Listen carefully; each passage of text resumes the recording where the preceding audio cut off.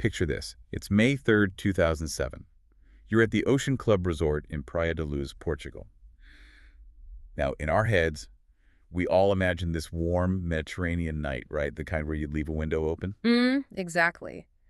But the records, the actual meteorological files, they tell a different story. It was cool that night. Crisp, even. You would have wanted a sweater. And inside apartment 5A, on the ground floor, 3 children are asleep. Yeah. Their parents are, 50 yards away?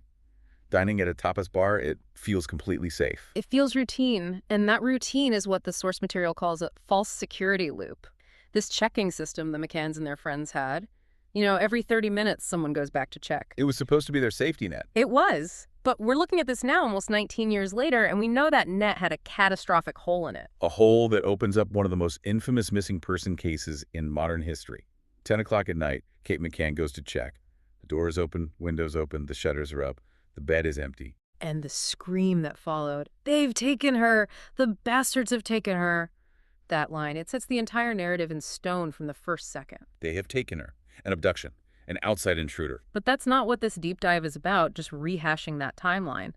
We want to get into the why. Why is this still unsolved after all this time, all this money? We're peeling back the PJ files, the Portuguese police records, to look at the 2 warring theories that just choked this case from the start. The British theory, abduction, versus the Portuguese one. Death in the apartment, a cover-up, and that conflict, that friction, it didn't start months later. It started, pretty much the moment the police showed up. The sources are brutal about those first golden hours. They call them a total disaster. Disaster is probably an understatement. Forensic Protocol 101 is you seal the scene, you create a sterile environment. But apartment 5A, the files describe it as a thoroughfare. Just people coming and going. Family, friends, resort staff, local police, everyone. And look, it's a humane response. They're searching for a child. But from a forensic point of view, they were destroying the crime scene. Trampling over the very evidence they were looking for. Exactly. Potential fibers, footprints, DNA, all of it contaminated. And this leads to something fascinating in the Secret Home Office report from 2014. It just, it stops being polite. This is the colonial power comment, isn't it? I saw that and I had to read it twice. That's the one. The report says the British authorities, the Met Police and Leicestershire, were fighting each other for control and at the same time treating the Portuguese police, the PJ, like they were incompetent. Like a colonial power dictating terms on their soil. Wow. You can't cooperate like that. The Portuguese felt patronized. The British, people like Jim Gamble, they later criticized the PJ's response as chaotic and haphazard. So you have 2 police forces, basically in a diplomatic Cold War. And the case suffers. The small details get lost. The trust is gone. So the initial search for an abductor, it just fizzles out. And then the whole investigation pivots. The wind changes completely. The parents, Kate and Jerry McCann, they stop being victims in the eyes of the police. They're named arguidos. And we should probably define that term. It's not quite charged. It's more like formal suspect. It's actually a protective status in Portugal. It gives you the right to remain silent, to have a lawyer present. But that's not how the public saw it. The headline was, "The police think they did it." Right. And the detective driving this was Gonçalo Amaral. His theory, which he later put in a book, was that there was no abduction, that Madeleine had died in the apartment, an accident maybe, and the whole kidnapping story was a desperate fabrication. That is a massive leap to make. You don't just go from abduction to concealing a death on a hunch. What triggered it? It wasn't a hunch. It was 2 dogs. Yeah. And this is, without a doubt, the most controversial part of the whole case. Eddie and Keela. Right. And these aren't your local beat cops dogs. These were elite specialists from the UK. Yeah. Eddie was a cadaver dog. He's trained to smell one thing, the specific chemical compounds of human decomposition. He ignores everything else. Dead animals, food, whatever. Just human remains. And Keela was a blood dog. She could find human blood even if it's decades old and has been scrubbed clean. Their success rate, according to the handlers, was 100%. So they bring these dogs into apartment 5A, months after she's gone.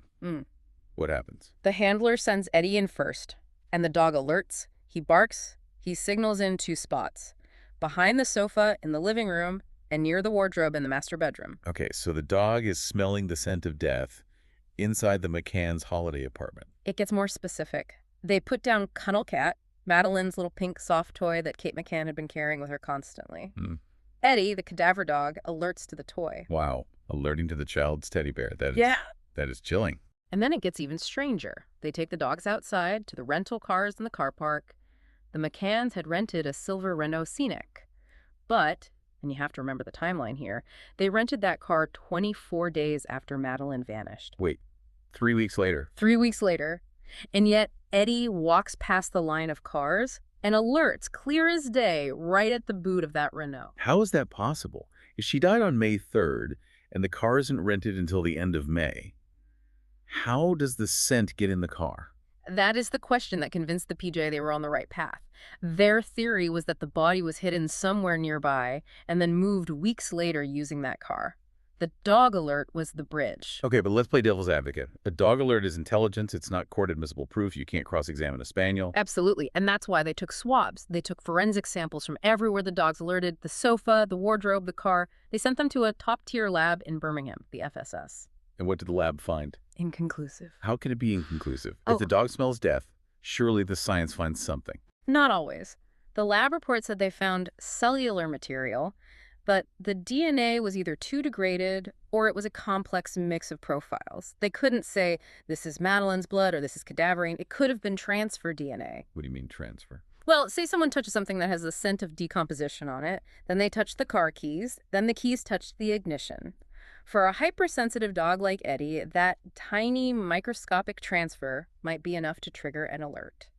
So the dog smells the ghost of the molecule, but there's not enough physical substance for the machine to analyze. That's a great way to put it. So you're left with this Rorschach test. If you believe the McCanns, the dogs were wrong. If you believe the PJ, the dogs were right. And the lack of DNA just proves how good the cleanup was. Let's go back to the timeline of the night itself. That checking system. There's a gap, isn't there? A moment involving Matthew Oldfield. This is the moment that must keep investigators up at night. Around 9 or 9:30, Oldfield goes to do the check. He walks into apartment 5A. It's quiet. He sees the twins in their cots, and he just assumes Madeleine is in her bed. He doesn't actually look. He doesn't walk over to the bed and look at the pillow. The room's dark. He sees the shape of the bed, and he leaves. That's agonizing, because if he had looked... We'd know if she was already gone. It would change everything. This uncertainty drove the PJ mad. They demanded a reconstitution. A full reenactment. Yes. They wanted the whole group, the top of 7, to come back to Portugal, walk the route, test the acoustics. Can you hear a child cry from the restaurant? What can you actually see from the road?